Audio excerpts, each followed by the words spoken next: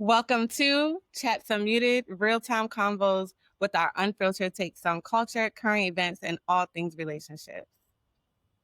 I'm Dr. Lara, your favorite relational psychologist, speaker, podcast host, and all around girl's girl. Happy to be here and excited about the conversation we're about to get into. Yes, I said girl's girl. And what? News to Continue. me. And I'm Mimi, your favorite relationship coach who teaches you how to heal, communicate, and fall in love over and over again. So, Lara, how are you doing? How's your week? I'm well. I'm good. It's been a pretty laid back week. My voice is coming back, thank God. My voice was gone and I was sounding a little husky, a little raspy. But I am here, I'm well, and ready to get into our conversation today. How about Okay. you? Yeah, this week is not given for me. Yeah, I don't know what's going on, but it's like, you know how depression is just trying to, and you're just like, please leave me alone, trying to kick it and fight it. That's Mhm. kind of where I'm at. So we're going So, to speak some words of positivity and peace over your life, right? yes, amen. So can you give us a affirmation, please? I am strong. I have peace. I am not depressed. Have peace. I don't feel depressed, Okay. I just, you know, it's just so much going on in the Mhm. world in the day to day, being a government contractor. It's Mhm. so much uncertainty between Yeah. me, Dakwa, and just, it's just not very comfortable right now. Yeah. And It is a tough time right now in the yeah, economy and the world and all of those. Our hearts go out to all of those who are furloughed and what that looks like for your families, how it's impacting families. Our hearts go out to you and we are praying that there is some end to this for everyone, for sure. yeah. God, I was trying to get myself together. Yeah. Sorry. That's okay. Um, today's a really important conversation, and we have a really special guest that we're going to help guide this conversation. So, if you know, we dropped an episode last week about grief and loss, and we invited on the Woods, who shared their really powerful journey about the loss of their daughter Avery, who was a stillborn, and they just shared how they have maintained her legacy through Avery Strong and just what they did to really remain united in their healing journey. And so today we have the honor of talking to an expert really in the field. Um, we have Erica Freeman, who's going to come on and talk to us about grief and as a maternal health expert, doula, and all of the things. She's just a breath of knowledge, and we want to invite her on to just help guide our conversation today. So we're going to welcome on Erica. Erica, thank you so much for joining us. We're so happy to have you to talk about pregnancy and infant loss with us and share your story and teach us some of the things you know. Um, We Go give ahead. you a very brief, we gave a very brief introduction about you. Like we said, you're a multi hyphenated, like engineer, doula, maternal health educator, teacher. So we think we did something, but I mean, I still want to always give justice and honor where honors due. So if you could just tell us a little bit about you, how you even came into the field and this work, and then just tell us a little bit about who you are. Yes. Well, thank you all for having me. I appreciate it. Pregnancy and infant loss is a hard topic to talk about, but it's necessary for us to have the conversation. I Yeah. always say that my birth story inspired the work that I do. I experienced two losses: a stillbirth at 39 weeks and a second trimester loss at 18 weeks. And I had a traumatic birth with my son.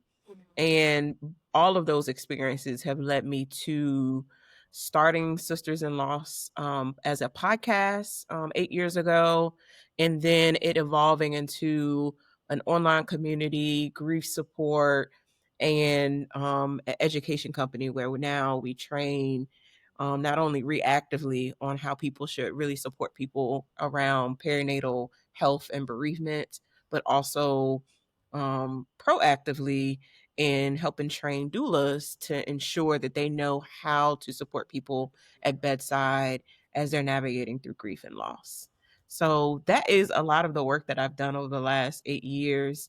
So yes, multi-hyphenate with all the things. Mhm. And then I'm adding author as another Hey, you hyphenate better tell us in the this good next stuff. year, Yes. to share more about our stories that I've shared, particularly on the podcast around grief and loss, but really talking about how we remove this banner of strength that we typically have been conditioned to implore, and how does that show up in how we grieve. Yeah. So I talk a lot about this in my new book.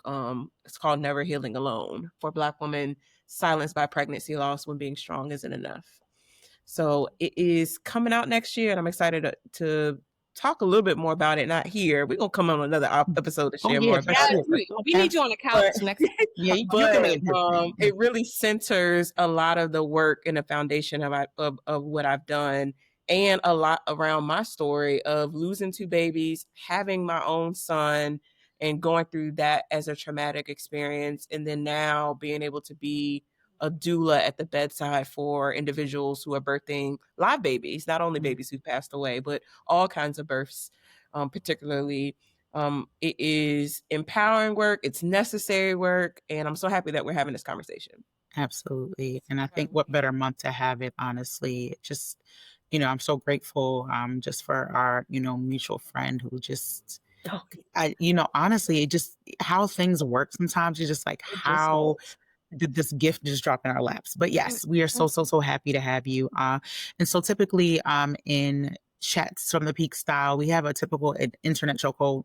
So that's where we just talk about something that is trending currently, right? So typically the information is evergreen, but the internet chokehold might be, for a subset in time, but because it's about this month, this clip really resonated with the both of us. And so we were watching a podcast, the Pregnant Pause podcast with Danielle Cadet, and she had on the exec from Pattern Beauty to come on and discuss her journey with loss, grief and loss, but also compounded grief and loss with the loss of her husband, but then also with the loss of the babies that she was having.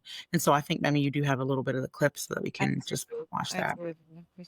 Rounds of IVF. Okay. I implanted 3 Okay. at different times and miscarried all 3. Compounded loss after loss. Yeah. After loss. Telling your mother-in-law that you are pregnant with her first child is an amazing feeling. Only trumped and superseded by having to tell her that I've lost a baby. It just felt like a failure. It felt like I couldn't do what I was meant to do. And I think that made me go harder in the paint for how much I upheld his legacy. Like I just was mad at God for a real long time.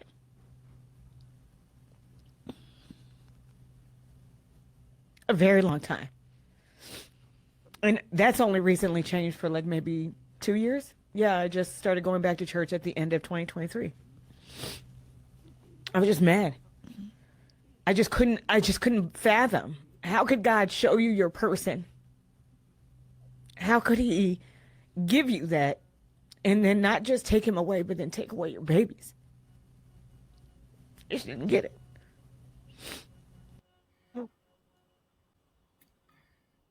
And we will also link the entire episode and just providing that trigger warning that this may be a pretty heavy episode, but we want to make sure that you all do what you need to. If you have to pause the episode and take some time to, kind of gather yourself, please do that. We want to be as sensitive as possible as we kind of navigate through this conversation. But just for some additional context, so this exec, Amy, she was married to the love of her life, as she describes, and unfortunately recognized that they were having some challenges conceiving, and so began the process of IVF before he died unexpectedly. And so in that loss, she did post-mortem sperm retrieval. And Erica, since you're the expert, we're gonna kind of lean on you for just a what that is. And, we know our little bit, but you might be able to provide additional context. She engaged in postmortem sperm retrieval, was able to get the sperm and create embryos, which she implanted. And unfortunately, all of the implants that she had resulted in the loss of the babies. And so in the clip, she's sharing that she wanted the babies by her husband, but unfortunately, that did not happen.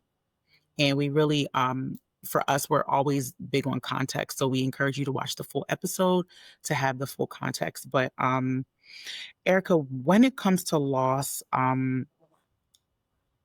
is postmortem sperm retrieval, like, this was my first time hearing about this. This was, I think, Memi, this was your first time hearing about this. Yeah, it was definitely my first time. Completely didn't know it was a thing.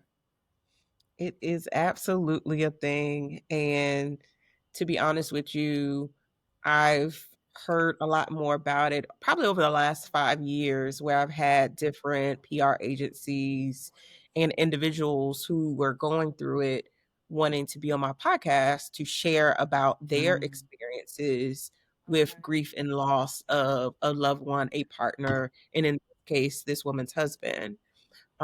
It is something that is no different than pregnancy loss. We don't talk enough about. That is a viable option for people to have more children and grow their families, especially when a loved one does pass away. I think it is more well received when it is a partner, a husband, someone you are legally bound to, Right. compared to if it was someone who was just a boyfriend or a lover, or in some cases I've seen like a mother and her son passed away and she wanted to save his sperm for future children. Yes. I think one thing to note is that obviously this is taboo in general, but it's even more taboo in the Black community, that we typically Absolutely. don't do this. And this is something, probably the reason why you're like, girl, I have never heard of this. Right. Yeah. This is not something that we typically do. Yeah. But I will say that I'm happy that context is everything. She was going through treatments to get pregnant based on an underlying condition prior to her husband passing away. So this was fresh on her mind to do. And to be honest with you, it may have been something that came up in their fertility treatments when they were talking with their doctors. I was also curious about that because about not necessarily about the death of if someone dies, but the fact that they were going to have to retrieve sperm from her husband at some point throughout that fertility journey. Because one thing that we know about fertility or infertility happens when a couple has been trying to conceive naturally for more than 6 months, right? At 6 months gone by, they have not gotten pregnant. That is typically when they deem this couple infertile. And I say couple because it's not just a woman or a birthing person with those parts. It can also be a male and a person with those parts. So fertility comes with both partners. So that's typically what they call primary infertility. So since they were going through those treatments or just starting that process, a part of that is getting not only her eggs tested, but also his sperm tested. And that's probably how it came up in conversation, especially after he passed away. The doctors may have put something in her ear that after a certain period of time in postmortem, they could do that. And maybe, especially in the hospital, especially if that her husband was actually transferred to a hospital and wasn't moved to a morgue, that was a possibility that it could happen. And I'm happy that she was able to do so to preserve the legacy of her family, especially as she was grieving this profound loss, right? I think the clip that we saw, just those little 30 seconds, will show you how not only she had this, I would say it's just not only complicated grief, but it was compounded grief as well. She's grieving the loss of her husband, the grieving of these embryos that she implanted, that she lost through a miscarriage or multiple miscarriages, and then grieving the fact that she may not be able to have children if at all, but also not having children at all with the person that she loved that died. So it's like Correct. I'm grieving all of these different things. And then also maybe even grieving that she's not gonna be able, she doesn't even want to have children at all because she lost this love as well, right? So it's like all of these different things she's grieving at one time, as she's just trying to navigate life. And what I've realized in this journey, particularly for Black women, we typically lean on our faith because that's typically where we go to.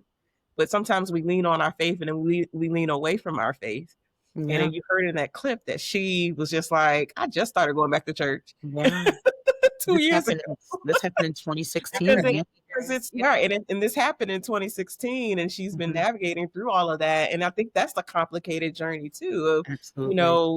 how we question God and our faith walk, and being told that we're not able to do so. Yeah. But we're like, God can handle our questions. And sometimes we have to go on our own path of grieving and healing and going back to what centers us. And for many of us Black women, it is our faith. It is our Christianity. It is whatever your faith journey is and how it manifests. But yes, postmortem retrieval is not abnormal. But it is something that we need to have more conversations about. Yeah. And I appreciate your education on that. Mamie, look like you want to say something. Yeah, I think I was going to ask about the faith walk. Is that something you see a lot with moms that have infant loss and pregnancy loss? Absolutely. I think that is the biggest thing that they question. Either people run to God or they want to reign for him because they trusted God with this throughout their journey. Yeah. It's even more hurtful and more devastating for those who are going through fertility treatments. You got to think, like, most of us do not have this 400-year head start as our white counterparts when it comes to disposable income. So we're spending our hard-earned money just to pay to go through rounds and rounds of fertility treatments. And then, yes, we're stepping out on faith and trusting God that God's going to help us through this. Absolutely. We're spending this $35,000 here, this $10,000 there. And then now I have a miscarriage. And then now I'm really going to turn away from God because I literally put my money out there that I did not have to have children, and then I'm not reaping that benefit. So a lot of the women that I've interviewed over the years go through their own journey, no different than she is. Like she fits the mold, copy paste, put her own sisters-in-law's podcast, compared to pregnancy pause, but very similar experience where people are just very devastated and wrestling with their faith. And really, what does that look like as they grieve? And can I ask God those hard questions? Will God answer me and tell me why did I go through this loss? Why am I, struggling to get pregnant, stay pregnant, bring a healthy baby home? That's good. So I think that really helps frame even the conversation. So I'm so curious, Erica, you talked about being a doula and you did say that this was because or after the experience, but you could have been a nurse, you could have been a doctor, what was it that made you say, I want to be a doula? And I, interestingly enough, like when I was in grad school, my really good girlfriend, she was like, we need jobs while we're in grad school. She's like, we should become doulas. Never had heard about doulas, never heard about it. And she's like, we should become doulas. And I'm like, okay. I was like, I could just go work at the hospital and just, I don't want to have to train and do all these other things in addition to getting this degree. But that was my first introduction to what a doula, the important work that doulas do, so I'm wondering, like, what was it that said, I'm going to be a doula after all of this experience and then now birth in tandem sisters-in-laws? Yeah. So I would say that my real impetus of being a doula is because of me not hearing my babies cry. My son was born still. My daughter was born 18 weeks. She could fit in the palm of my hand. And then my son, my rainbow baby, after my 2 losses, He also was born and did not cry. And then I was not awake during his birth process. My son was born. I had a placenta abruption. He was resuscitated at birth. I had an emergency C-section hysterectomy. Like, it was a bad situation. I was on blood. I was on life support. I was not going to make it because of my placenta abruption. So I knew on the other side of that, I had the thought of, like, maybe I could grow my family. I wanted to know if there were other Black mothers who had, struggled to get pregnant, struggled to bring babies home, if they had some success actually growing their families in non-conventional ways, like, what we were talking about, having not necessarily post-mortem sperm extraction and going through that process, but going through fertility treatments, because I did not have the ability to have children naturally anymore. I had a hysterectomy young. I was 28. So I, was like, hey, could I adopt? Could I have a gestational care or surrogate? Is there other ways to grow my family? And that is really how Sisters in Loss was born. And then subsequent of me interviewing more women, I was like, I actually really would love to be at the bedside because I want to hear babies cry, because I never had that experience. So I always share that every birth is like a healing for me. It's a healing balm for me. And it's the reason why I do that work. What you say? I want to say, do you remember the first time you heard a baby cry? Oh, for sure. I probably the same year I got certified as a doula back in 2017, 2018, that I was in the room. I saw the baby's crown. I saw mom, coaching mom to push this baby out. And as soon as we heard the baby cry, I was holding my breath, which I shouldn't have been doing, because that's typically how you faint. That's how you faint. But I cried with all of them in the room, right? Because it was healing for me. And I will tell you this, every birth I've had since 2017, 2018, and it's been over 200 births that I've supported, that I still get that same feeling, that same, like, God is amazing. Like, we serve an amazing God because of the fact that we can get over into the other side, but also knowing that she doesn't have to experience what I experience of not hearing a baby cry and having to go through the other side of birthing a baby postpartum without a baby, because your body still goes through postpartum. I'm still going to lactate. I'm still going to go through the hormonal changes. I just am just not going to have a baby there. So I'm grateful to be able to really hold that space and really help clients usher in life and really honor their own birthing experience the way they want it to be, whether that's in the hospital or at home. It just depends on, everyone has a different birth preference. Something that Amy, you mentioned it a little bit, that Amy, she said, I was mad at God. And, what I'm hearing is Erica, 8 years removed, who is, like, to me, it really appears that you turn pain into purpose, right?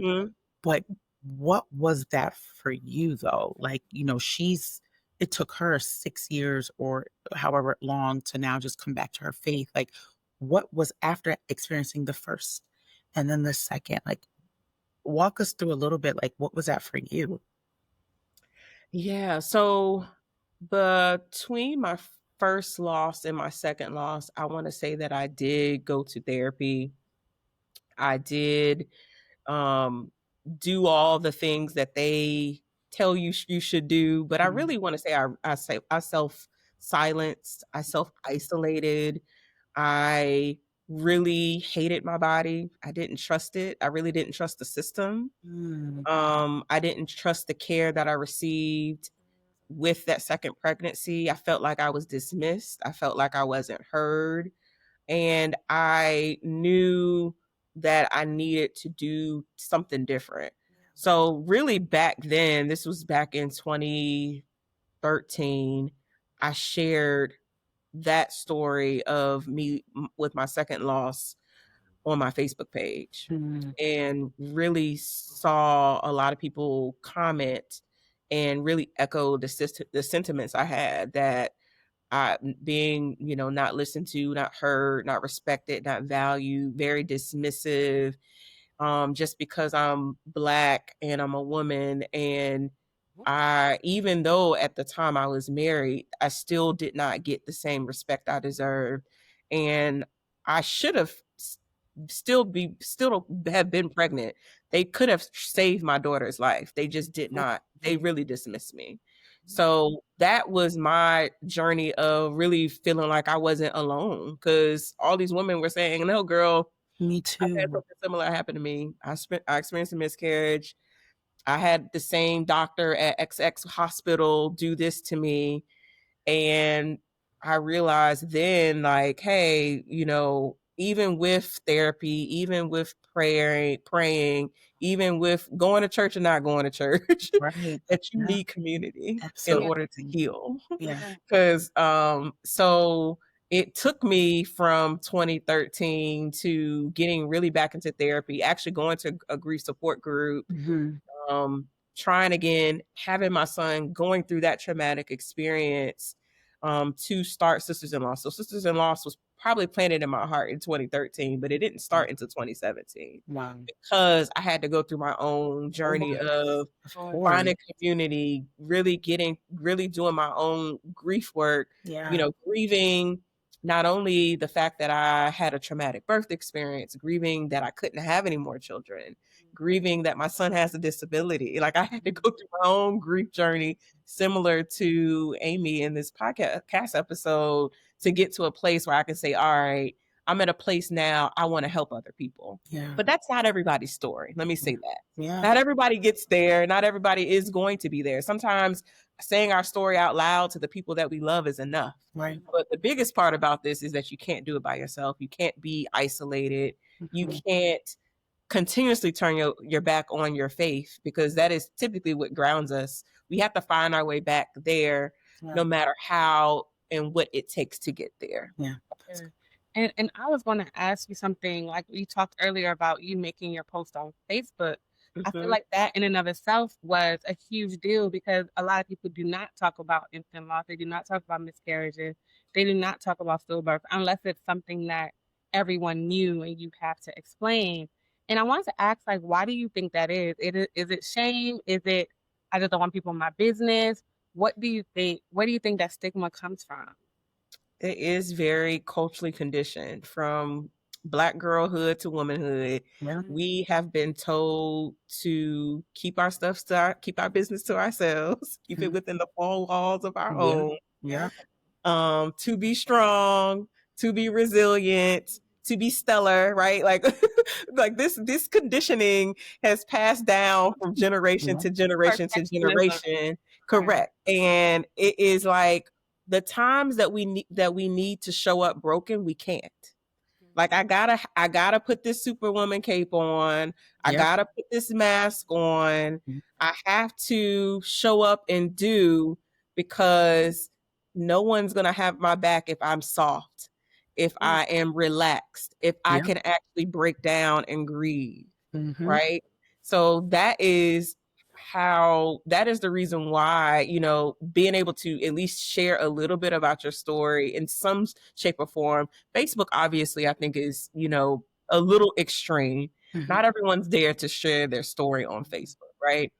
But maybe sharing your story in a small group setting or with your close friends is a way to get started. The biggest part about all of this is really trusting yourself at where you are in your grief journey, and acknowledging, okay, I know where I'm at, or figuring out, okay, this is where I am. And then knowing exactly where do you want to go. Like, do you want to be able to turn your pain into something else? Right. Do you want to share more about your story out loud on Facebook? Or do you want to just keep it within yourself? And that is okay. And there's still ways to get it out. And I think that having other mediums that people can hear and listen to, like your podcast, where people can hear stories, allows people to not only hear the spoken word, but also gives them the power and the voice to be able to share in more in different settings. Right. So I don't always feel like should everyone go and be a podcaster and share their story everywhere. No. That's the extreme. Right. But being able to really speak your truth in a small setting is just as powerful. Yeah, and I like what you're saying, and I think that's why what you're doing is so important, because I feel like it gives other women, other couples, families the license, the permission, and like you said, the power to speak out. I know after we released our episode with Amber and Mike about their baby and their journey just a couple weeks ago, we were flooded with text messages about people that, oh my God, people that I never even knew what happened to. You know, they were telling us like, hey, like we experienced the same thing, or we experienced something similar. Thank you so much for the episode. So I feel like sometimes people just need to see other people are doing it. They're not getting judged. They're not getting torn down. They're not getting talked about in the group chat. But these are empowering conversations and freeing conversations. And what I hope is that it removes the shame around it, and that helps with the pain, even if just a little bit.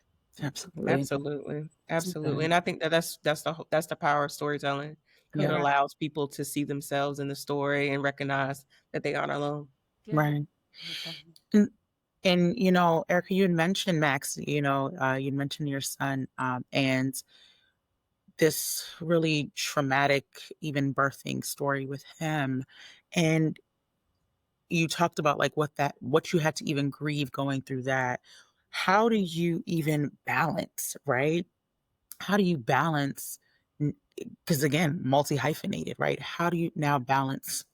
Keep saying it because you are, but how do you balance now also caring for a son who requires your complete attention? You know, No, it's crazy. It's crazy to think. I always think back on just the start of the journey to where we are now, and I am grateful for grace and mercy. I'll say that. I also am grateful for help. You know, I think that especially critical in what's happening right now when it comes to our the political area that we're in. Think about healthcare and Medicaid and Medicare.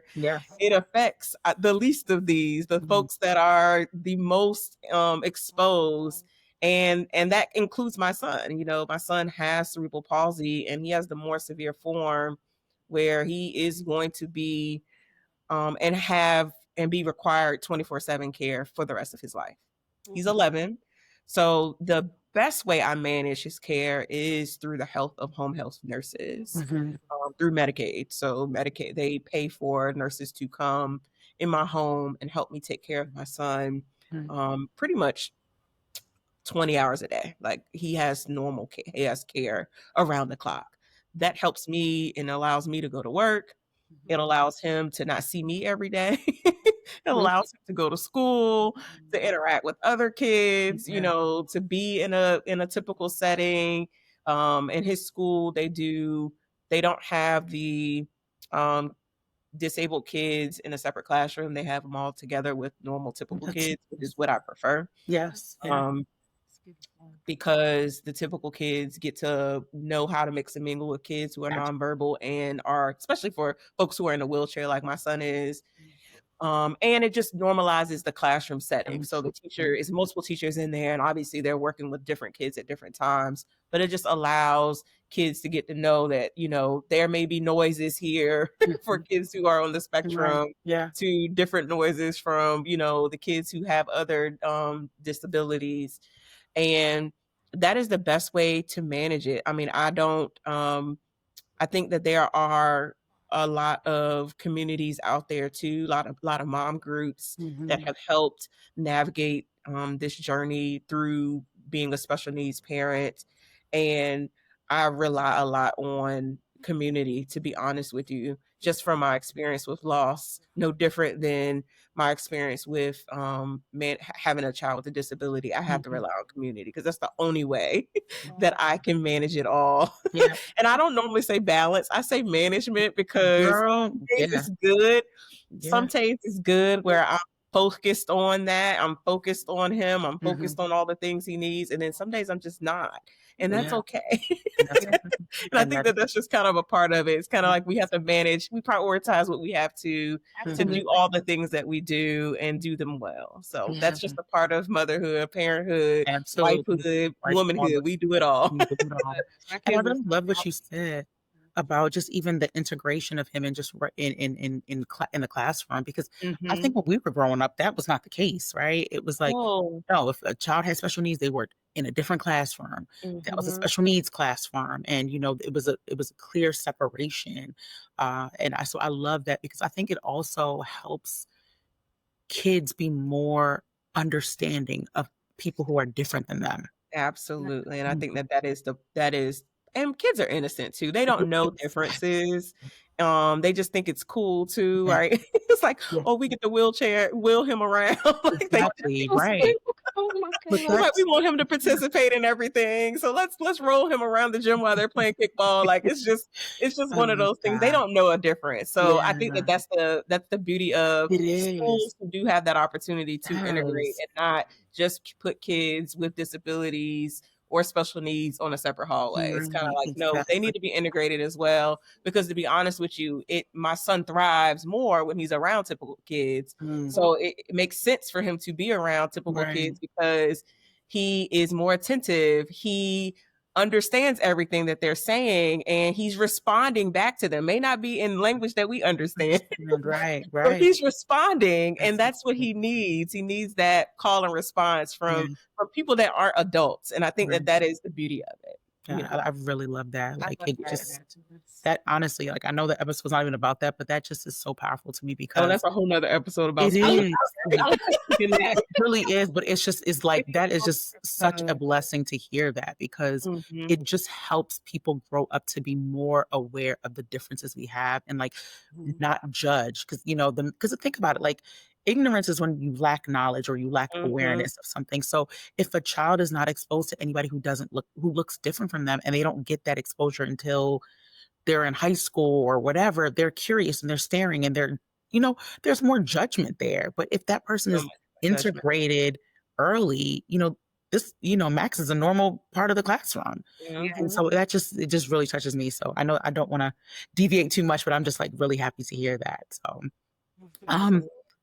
so can you talk to us a little bit about even just how you, I guess, as a doula, have you experienced some of your, do you call them clients, patients?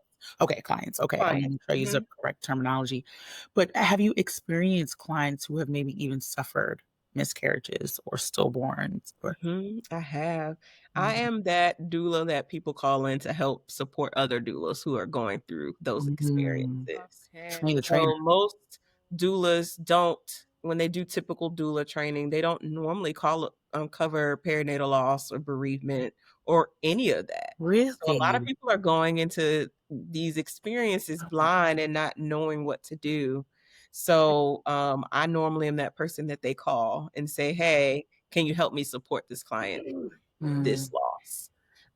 And yes, I will go in and we will help them through, welcoming the baby, saying goodbye to the baby, giving them options for funerals and burials, memorials, and then really connecting them to community, helping them connect to a grief support group, whether that's something virtual or in person, and ensuring that we are there for them, what that looks like in postpartum without a baby. So would that be your number one recommendation to women that are experiencing that fine community? Because I know we've mentioned that a few times. I do. I am. No, seriously, no. Mainly because it is no reason why in 2025 we should be isolating when we are going through any traumatic experience. whenever we are on this journey by ourselves, it only causes our grief to deepen. Yeah.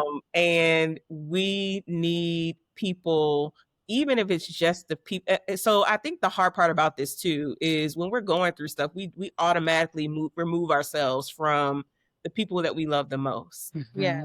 Many times in the work that I do, I found that people become closer to folks that they don't know. Yeah. Because of this shared experience. Yeah. And I don't want to call it trauma bonding, but it is kind of, right? Okay. Yeah. It is kind of, Yeah. sort of, but also the other part of it is it's so easily to be connected right now because you can easily search a hashtag on TikTok. Yes. Or easily put in what you're looking for on YouTube to find something long form, or easily search something on Instagram, where you can find the people who've gone through something similar and find community that way, or at least to find and see if it's out there, to search for it to see if it's out there for you, so that you know that, hey, somebody's been through this before. I'm not going through this alone. So yes, if someone is experiencing a miscarriage, a pregnancy loss, a stillbirth, find a community is the first thing I would say that they should go search for. Obviously, there are a million different support groups and podcasts that are out there. I would say find the best place that you feel the most comfortable, particularly if there's communities of people that look like you. Yeah. That is where you want to be. That is where you want to be. And I also would say that you also need to find a therapist. Mental health support is so important as you are navigating through grief and loss. But the biggest thing that's amplified through this experience is that you may also experience some mental health disorders, some perinatal mood and anxiety disorders coupled with this grief and loss, and it may show up differently in you as you're navigating through. So along with community, along with support groups, we want to make sure that you have a licensed mental health professional to help ground you. I always recommend Therapy for Black Girls is a place to go search for mental health support. You're looking for someone who really specializes in maternal mental health and grief and loss, or psychologytoday.com to look for them. I always recommend my support group as well. I do have a weekly support group on Thursdays at 8 p.m. It's a partnership with Postpartum Support International. My group is called Black Moms in Loss. So you can easily go to sistersinloss.com/PSI and join our weekly support group, because it is meant for us by us. It is a space I created 3 years ago with PSI to make sure we had a separate space for Black women. Nice. And I mean that, I wanted to make sure that we kind of got into the meat, because Sisters in Loss is not just a community. It's not just a community. This is actually a business. And so could you just for sure. Right. It's a business. It's a nonprofit. Yeah. Yeah. I wanted to kind of talk about that a little bit, talk about the things and resources that Sisters, because it's not just a podcast. There's a podcast, but then there's also, like you said, now a grief support, a weekly grief support group that Black moms can join.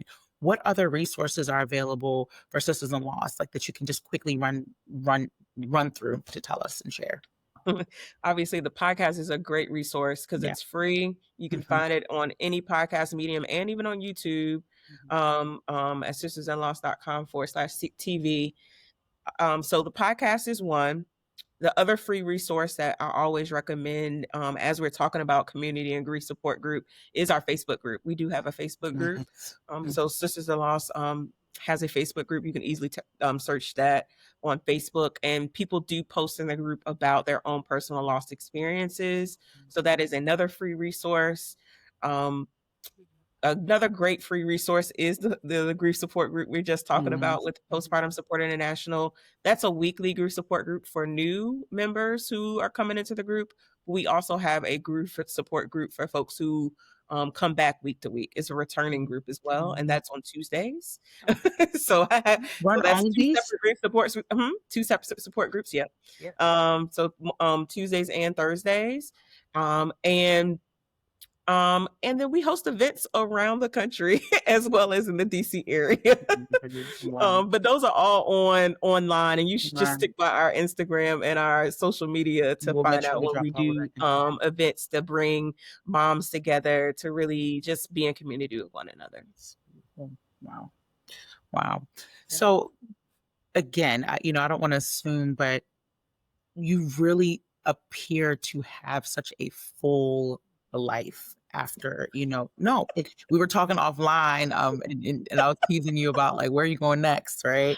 Thank Because you, you. you shared this, you like to travel. Right. And so, um, do you, having this full life, do you still grieve the life that you thought you were going to have? Oh, absolutely. And I do even more so this time of year. The holidays are already tough, Yeah. in general for everyone. I think this holiday season is even more tough because of what's happening with the Yeah. shutdown and everything in our political climate. But the holidays are tough because that's when I experienced my first loss. I lost my son um, maybe 3 or 4 days after Thanksgiving. So I remember cooking a Thanksgiving meal and then getting induced and losing him, and then having to spend my first Christmas holiday without this baby that was full term, right? So this season's always difficult for me. I think that I have done many different things over the last, because this year will be 13 years since my son died, to really ground myself during the holidays so I don't get those blues, especially as the seasons change too, right? It's the transition of seasons. Yeah. We're about to fall back. Like it's just a lot going on, Yeah. with your body in itself. But Yeah. then, compounded with grief, you're like, oh my gosh, Yeah. how do I get back to myself? How do I get Cheers. home to myself? Mhm. I've recognized that I have to celebrate every moment as they come. And during the holidays in particular, I celebrate early. So I would show you all what's behind me, but I have my Christmas decorations out right I know now. that's great. I And know that's I right. I put my Christmas decorations up on November 1st. So December 31st comes, all the fall stuff goes away, and Christmas goes up in my house. Wow. I love coming into the transition because that next weekend we fall back, right? Yes. So I love transitioning when we fall back where my Christmas tree lights come on every night when it gets dark outside. It's dark. Yes. I love that. So this is my ritual. This is something Yeah. that I have done to bring me joy every year as I've grieved, because it's typically a hard time of year where I know my Christmas tree lights are up. Mom, I'm going to decorate my tree at some point. I'm going to put on ornaments that I buy for my babies in heaven every year on their own tree, at some point throughout this season, just to bring me joy. So those are little things like that, is things that I do to not only bring me joy, but to honor my babies during hard season. So Yeah. holidays are hard. Typically anniversaries of the dates are hard. Mother's Day, Father's Day, Easter, back to school. As kids are starting to transition and grow up, especially kids that you've grown up around and would be around the same age of my children, I typically will definitely do get down, but I always try to find moments of joy in those down moments, because they still happen. I still grieve.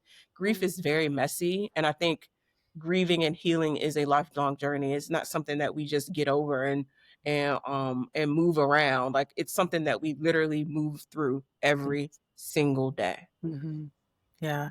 And it's very intentional. Like you're having to make a choice Absolutely. every single day.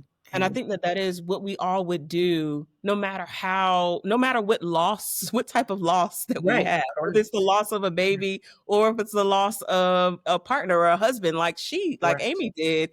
It's Right. something that we have to be intentional about every day. Like she said, she was intentional about honoring his memory. Well, no different than Right. losing a baby. How are we going to honor those memories of those babies?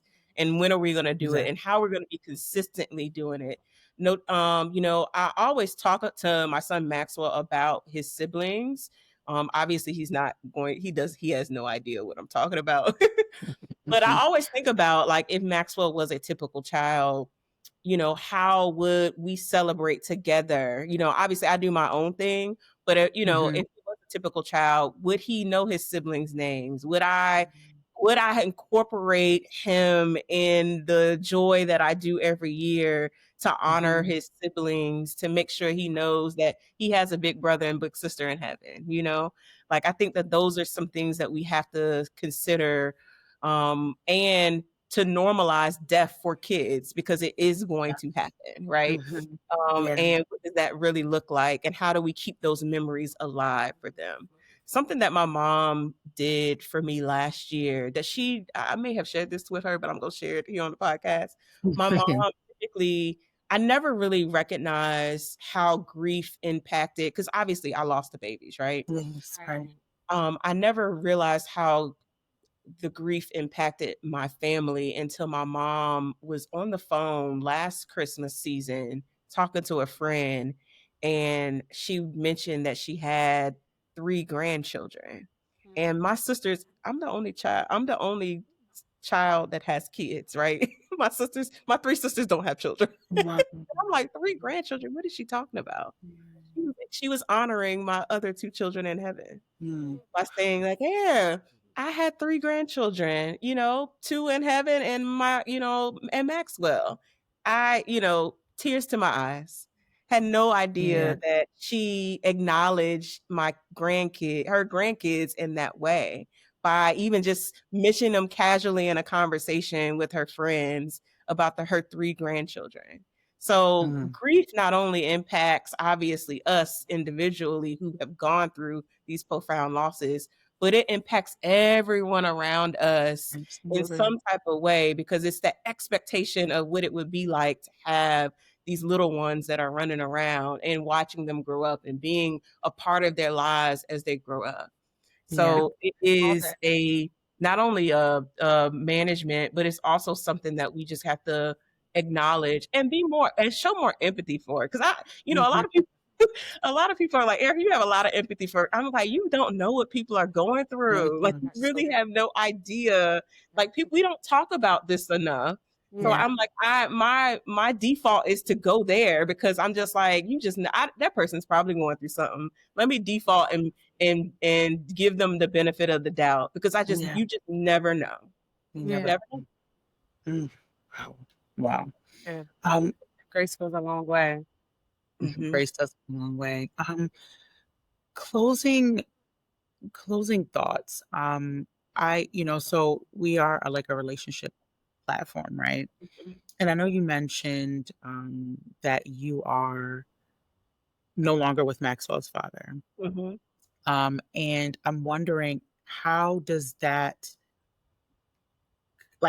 community, like the support from him or not, I don't want to assume, but what does that look like as you had to navigate grief, the loss of your children, the loss of the life you thought Maxwell was going to have, and then also the loss of this relationship with this person who brought these children into your life? I will say this, that 80% of couples who go through a miscarriage or some type of loss end up at divorce. I was a part of that statistic. Grieving is already a hard job on yourself, but it's even more difficult in a marriage. So I'm happy that you all had that couple that was up here a couple weeks ago to share their experience, because it can either tear you apart or bring you closer together, because each of us grieve differently. And how we navigate through one loss is one thing, but when you experience multiple losses and then a traumatic birth, I mean, that was probably the first 2 years of my marriage, y'all. Yes. So it's like before you could even like get your grounding, it was whirlwind upon whirlwind upon whirlwind. It was whirlwind after whirlwind. I think that we still are, we have a great co-parenting relationship now, but it's still very hard and difficult, because it is complex of just having a child with medical disability, medical challenges. It's just a complex nature of what it takes to raise a child and raise a child in 2 different homes who have lots of medical needs. Wow. So it's very complex. But I will say that I do the best I can. You know, I think that therapy helps both us individually. I think we did therapy towards the end of our divorce so that we could co-parent well. Right. You know, I'm in my own therapy. I'm pretty sure he has his own therapy that he's in individually as well that helps us navigate through it. But it is still a journey, y'all. It is still a journey. Some days it's hard. Some days I'm like, Lord. I think the other part of this, of grieving in general, is that, yes, there is a grieving of what happens after losing kids, the grief of losing a marriage, but also I also moved. This is when I moved to this area. I moved to this area after I got finishing finalizing my divorce. Right. So I literally moved away from family, really reestablished myself and started everything over. And I would say that on this other side, yes, it may look like on the outside that I'm thriving. I think I was thriving in marriage as well. I think it's just different because I'm just not partnered in that way, if that makes sense. And where were you? And where'd you move from? Oh, I moved from home. I was in the Hampton Roads area, Virginia Beach area. Virginia Beach. Wow. Yeah, I moved there when my son. I moved back home when my son was about 6 months old, and we lived there until he was 5. And like we've been here. This is going on our 6th year here in the DC area. Wow. And so, you know, that statistic is really It's true. so unfortunate. I never even heard that statistic before. It's so true, y'all. And it is it's extremely high. It's because it's so hard. It's so hard to get back to center after loss. And I'm not saying that every couple is going to go through divorce.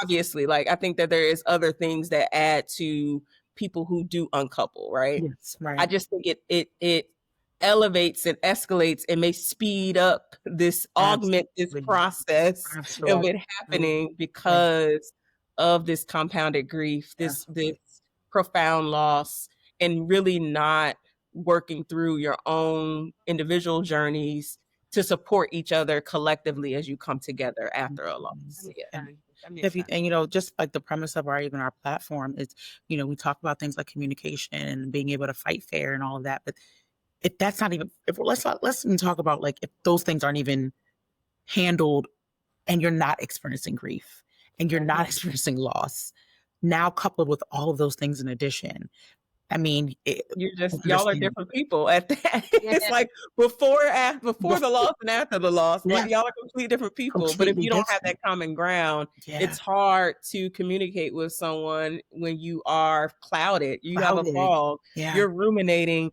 You're going through some type of postpartum anxiety or depression. Like it's just not, you're not yourself. Right? And I think that is the hard part of it. You know, this is why I give so much grace, because it's just like, you just never know what people are going through and what they're navigating internally, even though that we as Black women, we show up, you know, all together, but we don't always have it together. We don't. So I always say, like, we just need to give ourselves that space, but we also need places where we can just be. You show up and just be like, girl, I ain't got it today. I don't got it. I am being a type B mom today. Sorry. Can you help me out? Can you help me go get these balloons for this birthday party? Because I just I ain't got it. I ain't got it. And being okay with that. Being okay with that. That's the hard part. Honestly, I think that's the hard part. Is the being okay with it and what other people might think, and being okay with what other people might think. Or interesting enough, people don't even care. They don't. The crazy part is that people want to help. So this is the issue. This is the issue with us. We don't want to ask, but when we do ask, we be all in our head about asking. And they be like, "Oh yeah, girl, I got you." And you're like, "Whoa, girl." They've been waiting for us to ask, right? Because they know you ain't got it all the time. Like we don't have it all the time. So I think that is. We have to continue to create spaces where we are safe enough to say, girl, I don't have it. Like, I need help.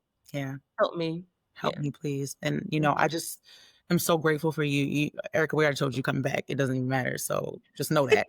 But, you know, I think. Make sure be on a book tour. Oh, yes, no, definitely. absolutely, girl. You know, we're talking Absolutely. about that. Yes, yes, yes. We on the bookstore. But I really like at least the kindred spirits I'm hearing, just even with sisters in loss and marriage pinnacle, is the community, right? Mhm. Marriage is hard, grief is hard, loss is hard. We need to find community. We need to be in community because we when we hold space for one another, that is where healing happens. It So, does. and so I'm just so grateful for that, like being in the forefront for what you do, Mhm. because it can be so lonely, and Very it can be lonely. so lonely. And I love that you create space for women who look like us, Mhm. to get the resources that they need. And we're going to make sure that we tag all of your things, for people to get connected, who might not want to necessarily share it openly, but they want to hear and, be able Yeah. to feel connected to someone. And you have 400 episodes, so you can find something. You're going to find something. I'm gonna work. That is so Fun. funny. And I do want to say this to Mhm, button up the relationship part of the mhm. conversation, that there is love after divorce, Oh, that you please. can Add find love that, after divorce, add that. that you can date deliciously and find partnership Yes. and amazing men after you get divorced. So don't discount yourself and feel like, oh, Please. I'm not, no one's going to be out there for me, or I have Too many children, I've gone baggage. through these Yeah. profound losses. No, that there are amazing men out there Thank you who for are that. sent for you. Thank you You for just got to that. go out and put yourself out there to find them. Thank you Yep. for So that. I just want to make sure I put that plug there, Thank you because for I have that. been in a relationship for the last 2 years, Yeah. and that's who I travel with. That is my travel partner. We travel all around the Okay, world together. vacation. I know So that's yeah. right. I love it. And that's how I know you a storyteller, Erica, because you was like, we gonna have this beginning, middle, and end, okay? Like, I'm not But gonna leave y'all. I don't want people like, oh, Erica is like, Right. but Right. also that's a stigma too, right? Like I just Yes. wanted to Thank you for that. I make sure appreciate that. people know that divorce is one part of it. And yes, Yeah. it can be a bad thing, or look in light as a bad thing. But I am very much so a marriage champion Come on now. and want marriages to succeed. That. And obviously am dating to get married at some point again Come someday. now. So I love Yes. it. I love it. Thank you Yes. so much for that. Yeah. So thank you. Yeah, I really appreciate that. Erica, we are just so blessed to have you on the podcast. We thank you so much for your Absolutely. wisdom, and just for just helping our audience just be able to navigate this space that really is just not spoken about enough. And we're just so grateful for your platform. absolutely. Thank you all. Yes. So it has been another episode of Chats Unmuted. Thank you for rocking with us. Make sure you like, comment, and subscribe. Tune in and let us know if there's questions that we didn't ask Erica, let us know so that when she come back on, we won't ask her again. So that's just that. So thank you guys for tuning in. It's been another episode of Chats Unmuted.